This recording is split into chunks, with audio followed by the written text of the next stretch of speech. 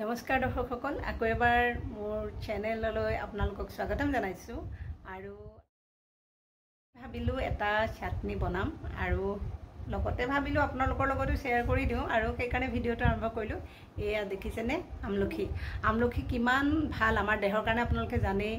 চকু, চুলি, স্কিন সকলোৰে কাৰণে আমলখিটো ভাল। গতিকে আজি এয়া আমলখিৰে চাটনি বনাম। কেনেকৈনো বনাওঁ আপোনালোককো দেখুৱাম, শেষলৈকে চাই থাকিব। আৰু যদি এনেকৈ বনায় আপোনালোকে তেতিয়াহ'লেও কমেণ্ট কৰি জনাব।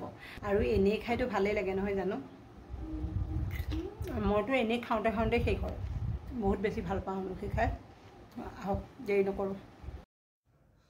এয়া দেখিছে আমলখি আৰু মান ধনিয়া, এয়া বজাৰৰ পৰা কিনি আনিছিলে।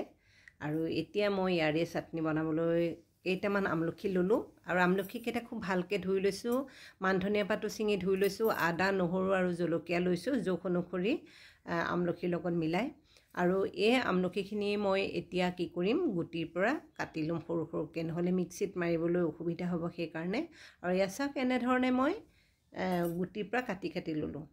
আৰু ধনিয়া পাতখিনিও, মান ধনিয়া পাতখিনিও অকণমান এনেকৈ সৰু সৰুকৈ কাটি দিলোঁ। লোকেল ধনিয়াটো হ'লে কাটি নিদিলেও হয়, কিন্তু মান ধনিয়াটো অকণমান টান সেইকাৰণে। আৰু মান ধনিয়া এইকাৰণে দিছোঁ, মান ধনিয়াৰ লগত খাই বেছি ভাল লাগে। আৰু যিখিনি নহৰু, আদা, জলকীয়া আছিলে গোটেইখিনি দি দিলোঁ তাতে। এয়া, আৰু এতিয়া ইয়াতে দিম জোখ অনুসৰি নিমখ। এয়া নিমখ দিলোঁ, আৰু অকণমান সৰহকৈ দিম মিঠাতেল। মিঠাতেলৰ গোন্ধটো নহ'লে চাটনি খাই ভাল নালাগে, হয়নে নহয়? গতিকে মিঠাতেল দিলোঁ। আৰু এতিয়া মই এইখিনি চাটনি বনাই লওঁ, মিক্সিত মাৰি দিম তাৰমানে। এয়া ঢাকনি বন্ধ কৰিলোঁ।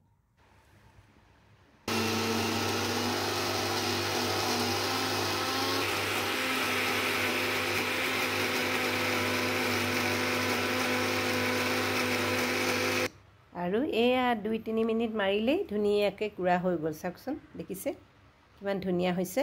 আৰু এয়া একেবাৰে ধুনীয়াকৈ সজাই আপোনালোকক দেখুৱাইছোঁ। কেনেকুৱা লাগিছে বাৰু কওকচোন। আপোনালোকে খায়নে নাখায় আমলখিৰ চাটনি? যদি খায়, আগতেও কৈছোঁ আকৌ এবাৰ কৈছোঁ, যদি খায় কমেণ্ট কৰি জনাব। আৰু যদি খোৱা নাই খাব। আৰু ল'ৰা ছোৱালীয়ে এনেই হয়তো খাবলৈ মন নকৰিব পাৰে, এনেকৈ যদি চাটনি বনাই দিয়ে তেতিয়াহ'লে নিশ্চয় খাব। মোৰ আকৌ কি জানেনে, মোৰ ফেমিলিয়ে বহুত বেছি ভাল পায় চাটনি। মাছ মাংস থাকিলে বাৰু কথা নাই, কিন্তু নাথাকিলে চাটনি এখন লাগেই। গতিকে মই বনায়ে থাকোঁ, আৰু সেইকাৰণে আপোনালোকৰ লগতো আজি ৰেচিপিটো শ্বেয়াৰ কৰিলোঁ। আপোনালোকে শেষলৈকে চালে তাৰ কাৰণে বহুত বহুত ধন্যবাদ।